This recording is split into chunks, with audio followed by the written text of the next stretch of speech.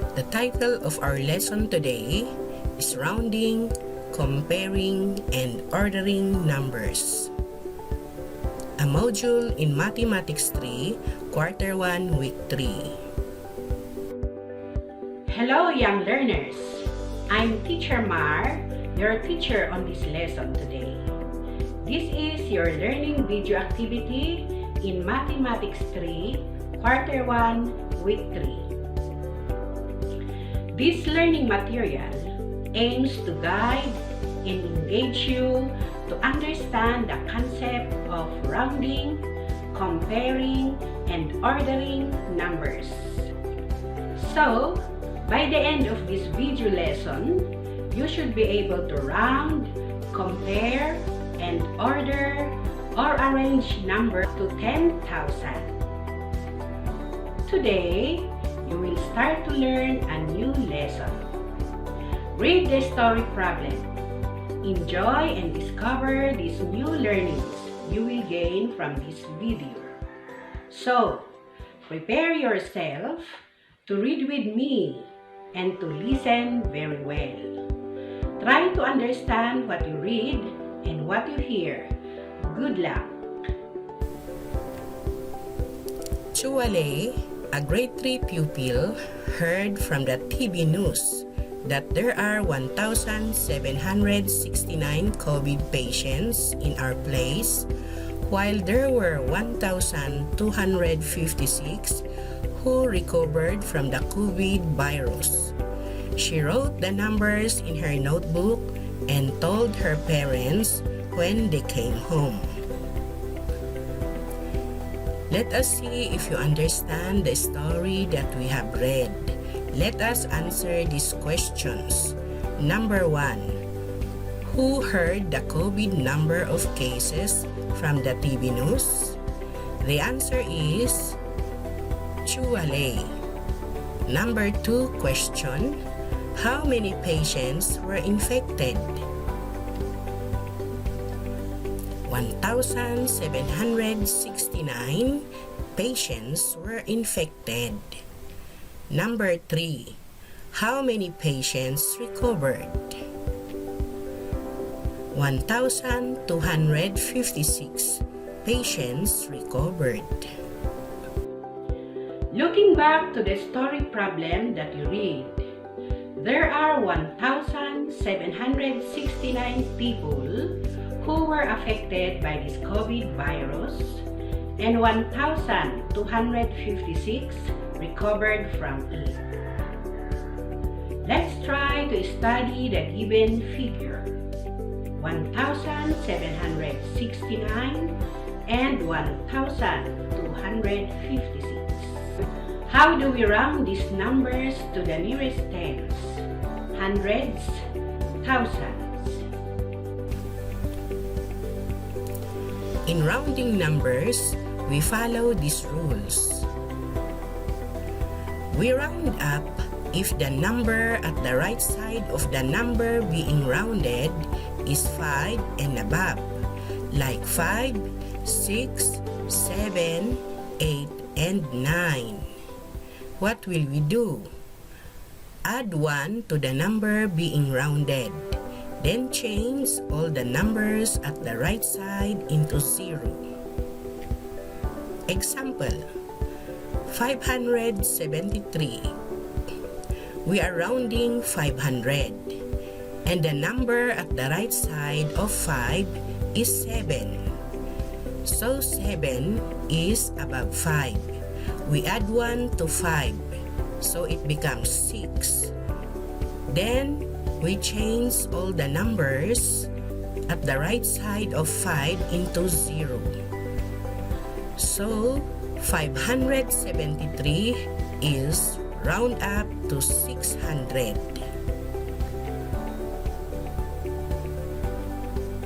Number 2. We round down if the number at the right side of the number we are rounding is below 5, like 4, 3, 2, 1, and 0. What will we do? We retain or just copy the number being rounded, then change all the numbers at the right side into 0. Example: 7,368. We are rounding 7,000, and the number at the right side of 7 is 3, and 3 is below 5. So we just copy 7, then change all the number at the right side of 7 into 0. So 7,368 is round down to 7,000.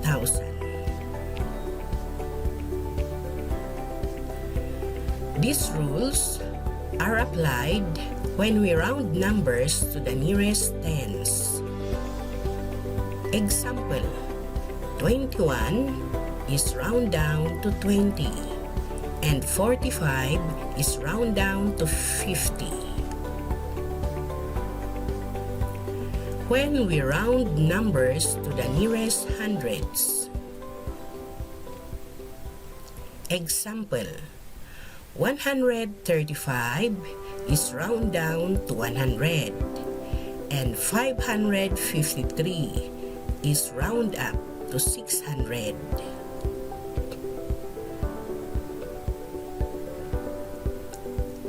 Letter C.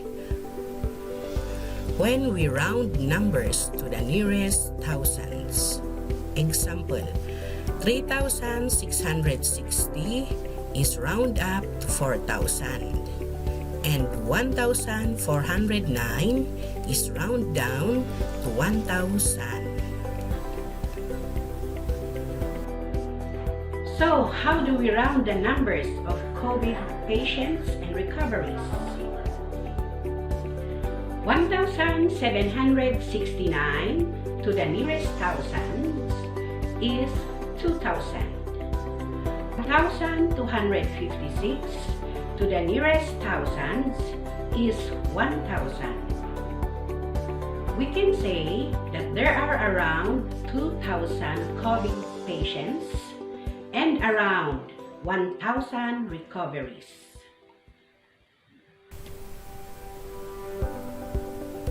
What is comparing numbers? How do we do it? We use relation symbols like greater than, less than, and equal when comparing numbers. Study the symbols and the number words.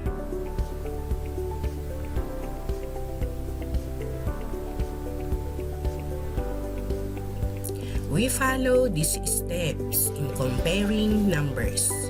Number 1.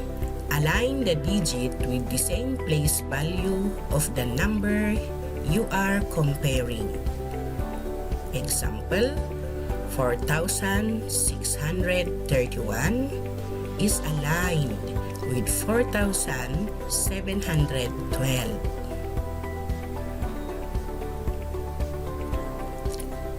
Number 2. Starting from the left, compare the digit in each place value. Compare the thousands, the hundreds, the tens, and ones. And number 3, the first pair of digits that are of different value will determine which number is greater or less. Since we have the same value in the thousand, but 600 and 700s are different value.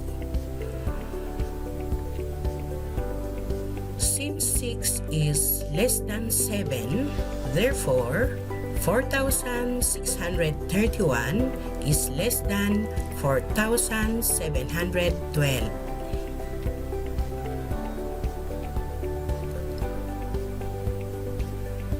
We have here examples in comparing numbers. Compare 49 and 43. 49 is greater than 43. Number 2, 351 and 531. 351 is less than 531. Number 3, 735 and 735. 735 is equal to 735.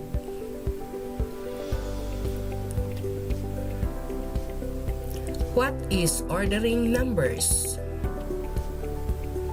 Ordering numbers is arranging numbers from increasing order or decreasing order, or from least to greatest or greatest to least.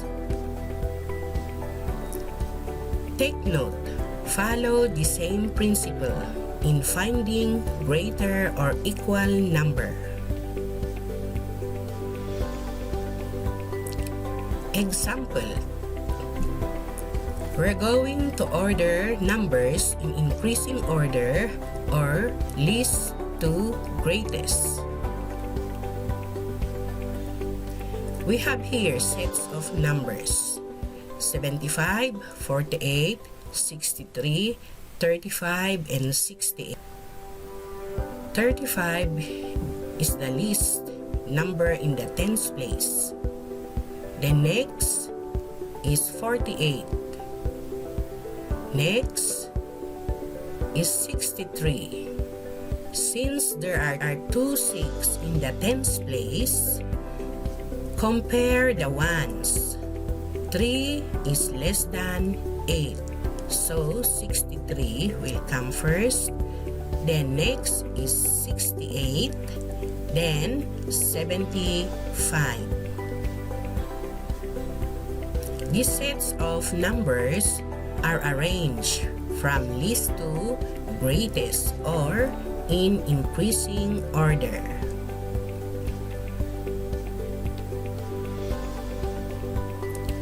Letter B.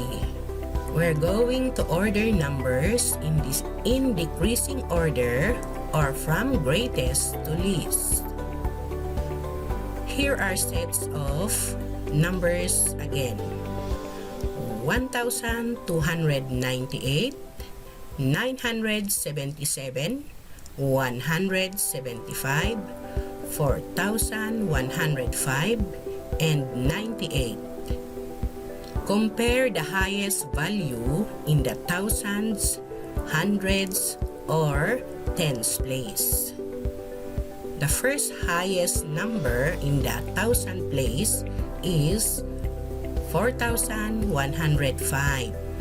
followed by 1,298. Next is 977. Next, 175. Then 98. These sets of numbers are arranged in decreasing order or from greatest to least. After going through the different activities, what did you learn? How do you round off numbers?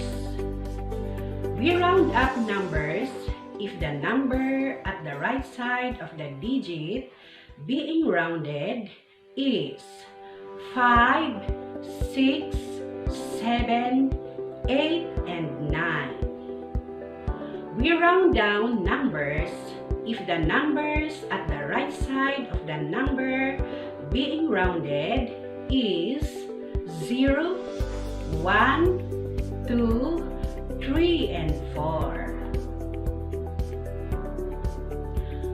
How do we compare numbers? We use relation symbol like greater than, less than, and equal when comparing numbers. And what is ordering numbers? Ordering numbers is arranging numbers from increasing order or decreasing order, or from least to greatest or greatest to least.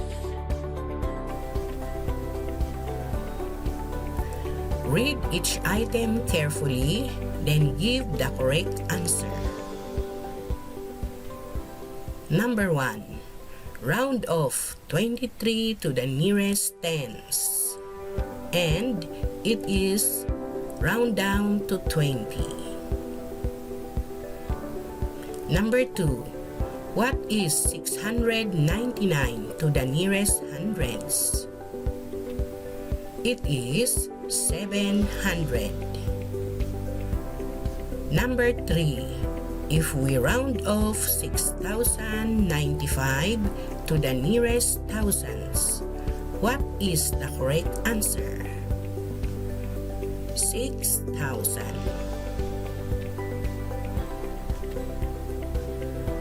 Number 4. Which is a correct equation? Is it letter A, letter B, letter C, and letter D? The correct answer is letter D. Number 5. How is the set of numbers arranged? 319, 324, 342, and 360.